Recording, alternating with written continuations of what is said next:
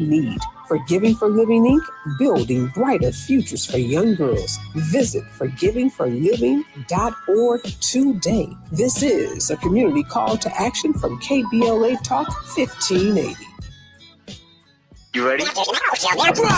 You're invited to the KBLA Talk 1580 Community Health and Wellness Fair on Saturday, November 8th, 10 a.m. to 2 p.m. Catch at Audubon Middle School in Leimert Park, 4120 11th Avenue. Join us for a day of health, healing, and community connection. There will be health screenings, immunizations, wellness information, a Catch Charter School recruitment fair, plus music and healthy snacks. And it's all free at the KBLA Talk 1580 Community Health and Wellness Fair, Saturday, November 8th, 10 a.m. to 2 p.m. at Audubon Middle School in Leimert Park, 4120 11th Avenue. Come out and bring the entire family. And if you have not yet checked out our KBLA Health and Wellness Hub, you should at KBLA1580.com. KBLA Talk 1580 thanks Catch Charter School, Prudential, Eastside, Cedar Sinai, and St. John's Community Health. At KBLA Talk 1580, we believe that a healthy community is a thriving community. That's right, baby.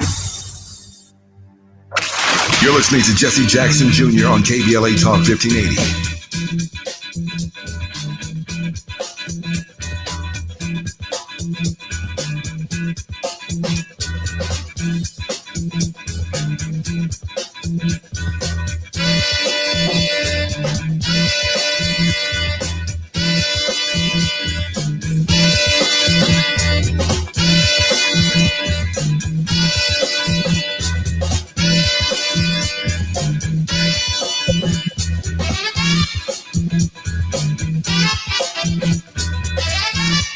I'm Jesse Jackson Jr. Welcome forward to the Jesse Jackson Jr. Show. I almost don't want that music to stop. I mean, I can't believe it. I'm up here doing my thing. Dr. S. Todd Yeary on Wealthy Wednesdays on the Jesse Jackson Jr. Show, the politics of our faith. Dr. Yeary, welcome forward once again. Dr. Yeary, Abby Phillip brought the noise in this new book on Jesse Jackson. She starts with the psychological makeup of the man, and then she brings it all the way to the presidential campaigns of 84 and 88. And of course, we know Jesse Jackson beyond 84 and 88. It's the same psychological makeup that has driven the man to accomplish some fairly extraordinary things in reshaping American politics. Anybody who tries to really kind of sum up Reverend in kind of a caption doesn't understand who Reverend is. You may be able to get aspects of Reverend's persona, depending on which part of him you're engaging, because he brings all of him with him every day, showing up in the office. If there's a conference call or a meeting, or if there's a planned engagement on the road, that's one side, right? There'd be plenty of moments during the day where there would be a joke, even in the midst of doing the work, right? He's going to rib you a little bit. Something's going to come up and spontaneously you're engaged. He's always a character. When it's time to eat lunch, right? All you needed to do is know is if he were in the office and not traveling, whatever was going to get ordered for lunch was going to be brown and have some grease attached to it, right? if you found any green, oh, listen. If it didn't smell like grease, he didn't want to touch it. My brother said about just before Dad got really sick, my mother said, Dad's not feeling very well today. And Yusuf turned to my mother and said, what did he do? Eat a salad? Yeah. I mean that. And here's the Rev has always been Rev, right?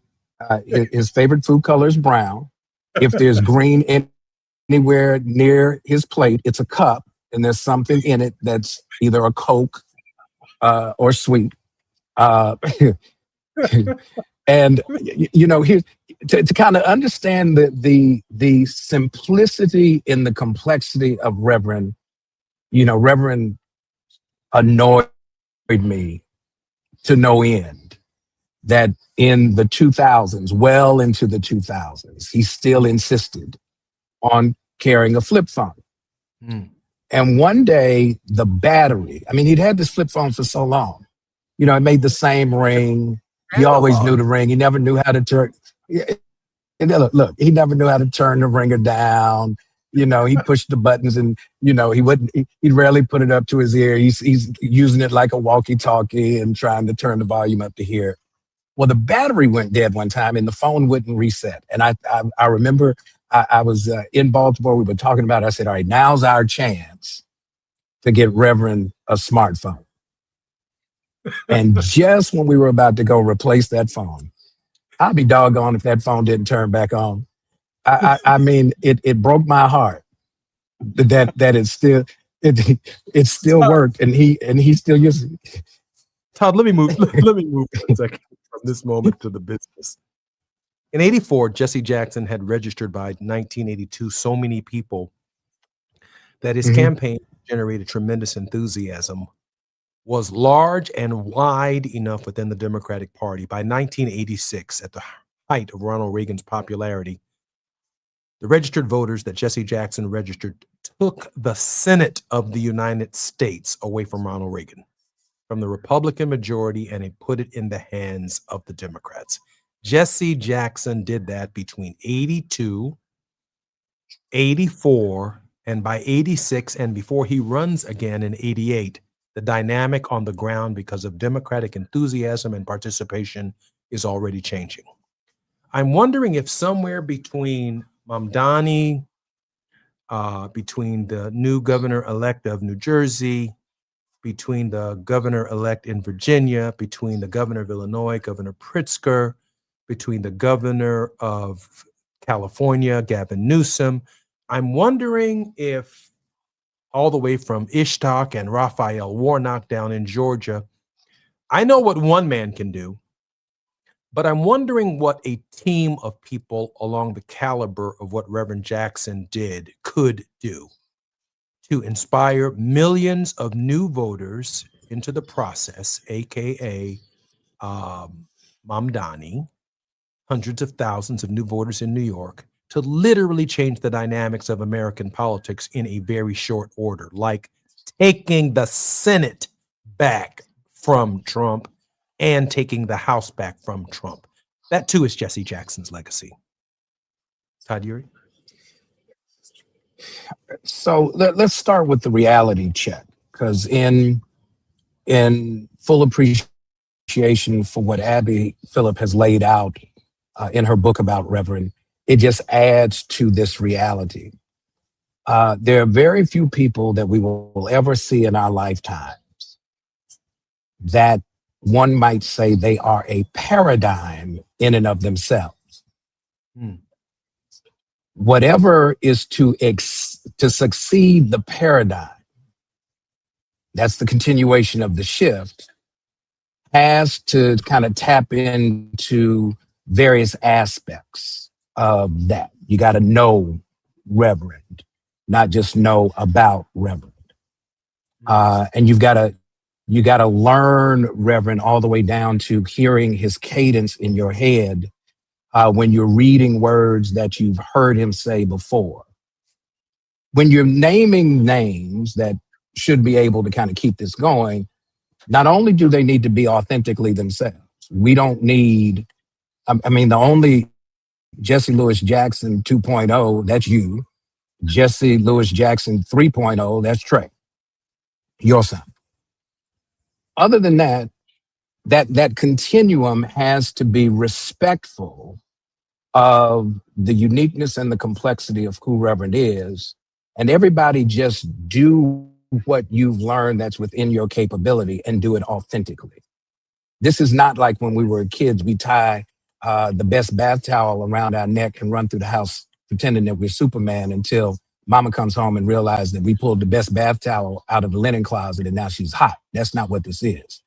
We've got to be clear on what Reverend has shown us and taught us, and then emulate it, not necessarily imitate it, by being authentically who we are and starting with helping everybody that we talk to live by this truth: I am somebody. If we don't make that the core of our politic, we're going to always miss the mark, because if people don't feel valued, they're not going to feel obligated to respond to anything you got to say. A Dream Deferred, Jesse Jackson, The Fight for Black Political Power by Abby Phillip. That's what Dr. S. Tadier and I are talking about on the Jesse Jackson Jr. Show on KBLA Talk 1580. More when we come forward. While you're stuck in traffic, we can at least bring you up to speed on the news of the day. You're listening to Jesse Jackson Jr. only on KBLA Talk 1580.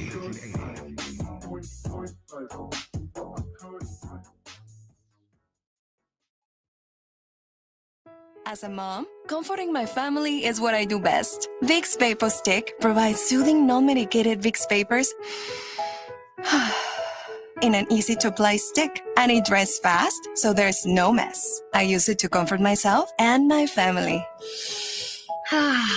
Thanks, Mom. Vicks Vapo Stick, soothing comfort for the whole family. And try Vicks Vapo Shower Max for steamy Vicks vapors when you need more comfort for yourself. Use as directed. An official message from Medicare. Couple more minutes and we'll start this month's book club. You know, I usually love a plot twist, but this year I'm comparing my options during Medicare open enrollment. You can't assume your current health or drug plan is the best one for you. And you got to make sure your drugs are covered. That's important. So is saving money. Review all your options at Medicare.gov. Open enrollment ends December 7th. Paid for by the U.S. Department of Health and Human Services. At Charmin, we heard you shouldn't talk about going to the bathroom in public, so we decided to sing about it. Charmin Ultra Strong. You can use less, better than the rest. Charmin Ultra Strong. Your booty past the clean test. Salmon weave texture, it's the best. Study up, teach a lesson on fresh. Your booty past the clean test. Yes, sir. Charmin Ultra Strong. Charmin Ultra Strong with diamond weave texture cleans better than the leading one-ply brand, so you can use less. Enjoy the go with Charmin. Small businesses are the heart of America. But you don't have to go it alone. As the nation's largest nonprofit resource of expert business mentoring, SCORE has helped millions of entrepreneurs build their businesses for free. Get the connections, education, and guidance you need with SCORE. We're ready to help. Find a mentor today at score.org. KBLA Talk 1580. We've got a lot to talk about. Imagine a Los Angeles where everyone can thrive, where communities have access to the resources they need to succeed. That's the vision of Detours Mentoring Group, Inc. They're dedicated to improving life in LA County by providing educational support, employment assistance, and spaces for community engagement. By 2050, they want LA to be the best place to connect, create, learn, live, and play. They're working toward an education system that's well-resourced and culturally responsive, becoming a hub for artists and innovators, and making sure everyone has access to healthy food, quality healthcare, and safe housing. It's about building a future where we all have the chance to succeed. We invite you to learn more about their mission and get involved with Detours Mentoring Group, Inc. This is a community call to action from KBLA Talk 1580.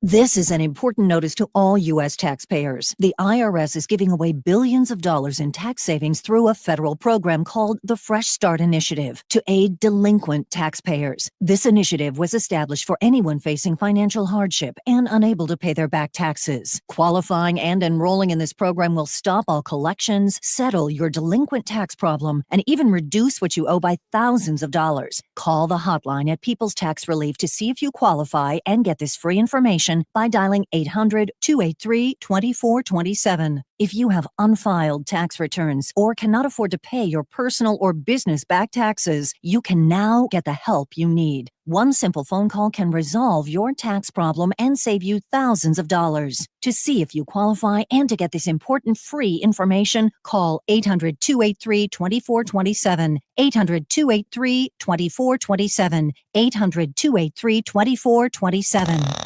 Now back to more of Jesse Jackson Jr. on KBLA Talk 1580.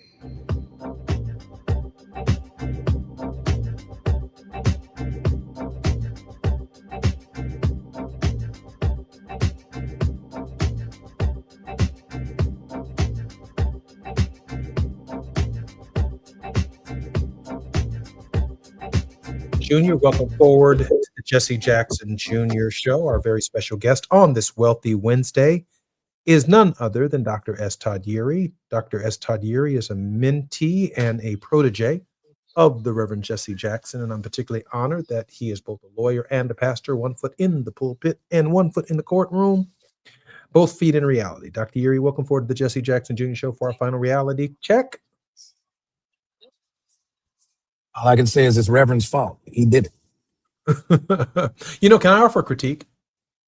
And this was a kind of father-son point of consternation, if you will, of coming out of 84 and 88. I thought Dad should have run for president in 92. I thought he would have definitely been the Democratic nominee. But I offered this critique, and I offered it in a loving spirit because he was the rare African-American who had traveled to all 50 states, had been in hundreds, if not thousands, of counties throughout this country, milking cows, eating chicken, preaching in churches, speaking in high school graduations and college graduations and civic organizations. Jesse Jackson was that dude.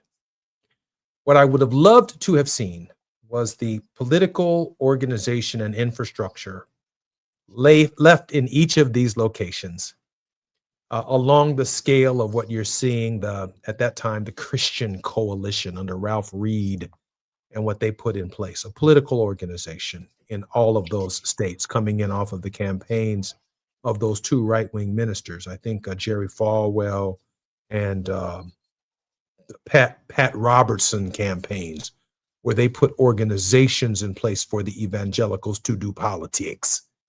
The NAACP doesn't do this. The Urban League doesn't do this. The Divine Nine doesn't do this. Our community is still without, and progressives to a large degree are still heavily reliant upon the Democratic Party and its infrastructure to be the beneficiaries of our anger, our angst, our resentments, our regrets. And we hope that they adjust to them and not just catch them and say we're better than the other guy, but they actually offer us meaningful alternatives. And my hope always was that Jesse Jackson's campaign and his organizations would transition into that. I know that's what the late Frank Watkins wanted. It's certainly what I wanted. And, as much as, I love Dad and I love the work, so much of the blessing that was given to him, Dr. Yeary, an honest critique has to include, if I'm being candid, the organizational infrastructure and the organization of the organizational infrastructure, while driven by a dynamic personality, is the kind of organization that has to be let go of in order for it to flourish and to grow and take into account the local dynamics of local politics, of local democracies, and the interests of people at the local level. Yeah, we're creatures of the era in which we were born and the circumstances by which we've been nurtured.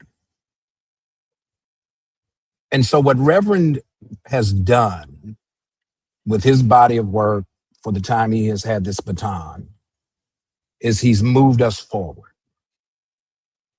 There's some realities about the 80s. We were teenagers in that decade that we have to recall. There's also closer proximity to the reality of what was still in the mind, as Reverend has shared many times in the office, that after April 1968, the marker of longevity was basically the age that Dr. King was when he was assassinated.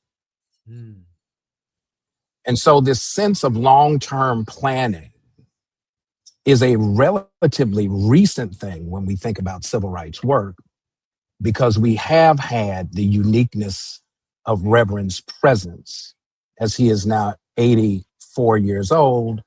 And that means that from the time he was doing the library advocacy in Greenville, that's 66 years of actually doing this.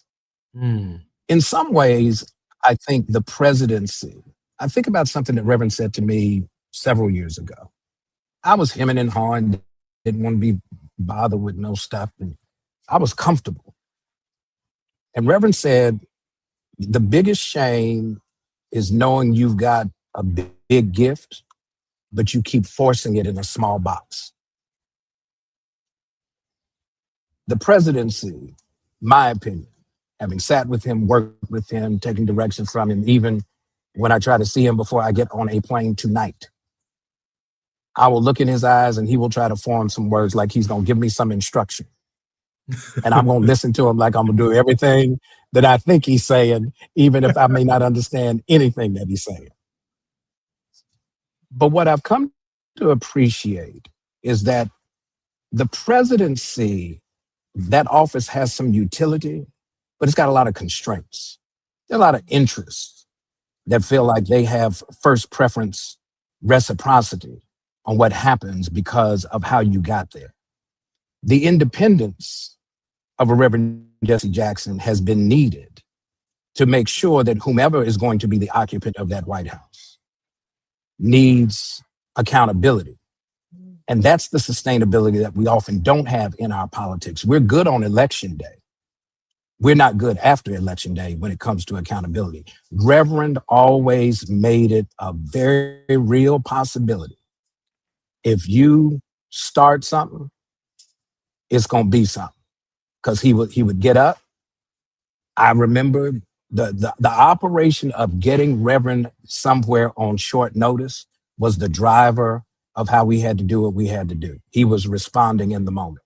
That's the kind of urgency we need in building sustainability, because as we learned in the big word in seminary, the existential need, what's going on in the real world in the lives of people, need somebody who's attuned to what's going on and can respond without having to worry about who's going to be offended necessarily about what they say. He's always sensitive to his words. Let me be clear about that.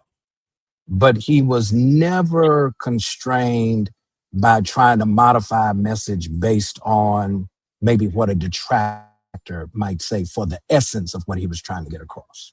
That's what we need, and we need that deployed widely. Dr. Year, we have about a minute and 30 seconds before we come forward. A great new birth of hope yesterday, in large measure motivated by and inspired by Jesse Jackson. Doc, we don't have much time, but take us out of here on a word of hope. I'm going to take you out of here. I'll end the show. I'm real careful about words these days. Let me just give you this. We're walking with Reverend in a different season and a frame than any of us have imagined. He's showing us how to still stay committed when the framework that you have to operate in fails you every day. And yet, with heart and hope in mind, when he opens his eyes and he's watching the news, you can see his response. You can see things ruminating in his mind, and he's trying to figure out how to communicate it. And so what I would simply say is, with the model of who Reverend Jesse Jackson is and has been, let's just ask for a double portion of his spirit and walk with him for the days that God gives us. Todd, those are some of the kindest words I've ever heard about any person, let alone from you, from my father, and I'm particularly grateful. I'm Jesse Jackson Jr. You've been listening to the Jesse Jackson Jr. Show. I'm very grateful to Abby Phillip for spending this time with us, and regularly on Wednesdays, on Wealthy Wednesdays here on the Jesse Jackson Jr. Show, Dr. S. Todd Yeary has been a special guest, contributor, and continues to be. So grateful for his leadership for such a time as this. More on Jesse Jackson tomorrow on Thoughtful Thursdays with Johnny Mack, and of course, Reflectivity with Gina Town on Fat Meat Friday on this coming Fridays. Fat back. On KBLA Talk 1580. KBLA 1580 Santa Monica.